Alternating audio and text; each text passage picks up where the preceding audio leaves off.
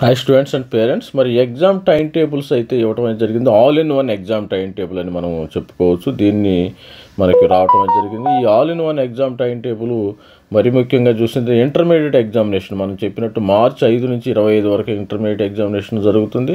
మరి పరీక్ష రాసే సంఖ్య, విద్యార్థుల సంఖ్య ఎంతమంది ఉంటారనేది ఇక్కడ రాసే విద్యార్థులు 9,20,000 మంది అయితే ఉంటారు. మరి 10th క్లాస్ అయితే మార్చి 21 నుంచి ఏప్రిల్ 2, 3, 4 తేదీల్లో ఓరియంటల్ సబ్జెక్టులు 5.5 లక్షల మంది 10th క్లాస్ స్టూడెంట్స్ ఉంటారు. EAP set, Telangana EAP set మరి 29, 39 అగ్రికల్చర్ ఫార్మాకి సంబంధించి ఫార్మా ఎగ్జామినేషన్ జరుగుతుంది. మే 2 నుంచి 5 వరకు ఇంజనీరింగ్ పరీక్షలు. మరి ఎంసెట్ మే 2 నుంచి మే 5 10 షిఫ్ట్లో జరుగుతాయి. ఏప్రిల్ 29 నుంచి 39 అగ్రికల్చర్ ఫార్మా దాదాపు 3 లక్షల మంది రాసే అవకాశం ఉంది. జేఈ మెయిన్ 2 మనకు ఆల్రెడీ జేఈ మెయిన్ సెషన్ 1 జనవరి సెషన్ అయిపోయింది కదా, 22 నుంచి 29వ తారీఖు అయింది. మరి 2.5 లక్షల మంది రాసే అవకాశం ఉంది. జేఈ అడ్వాన్స్డ్ మే 18ని 50,000 రాసే అవకాశం ఉంది.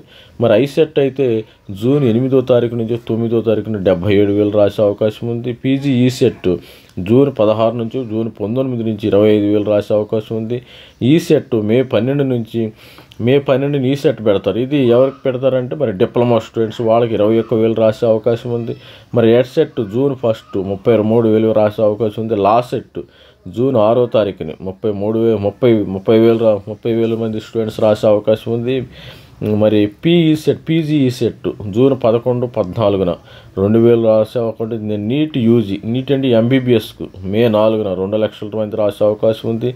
నీట్ పీజీ మరి అదేవిధంగా చూసినట్టయితే నీట్ పీజీ జూన్ 15న మరి 50,000 మంది స్టూడెంట్స్ రాసే అవకాశం ఉంది. ఇది సంబంధించింది.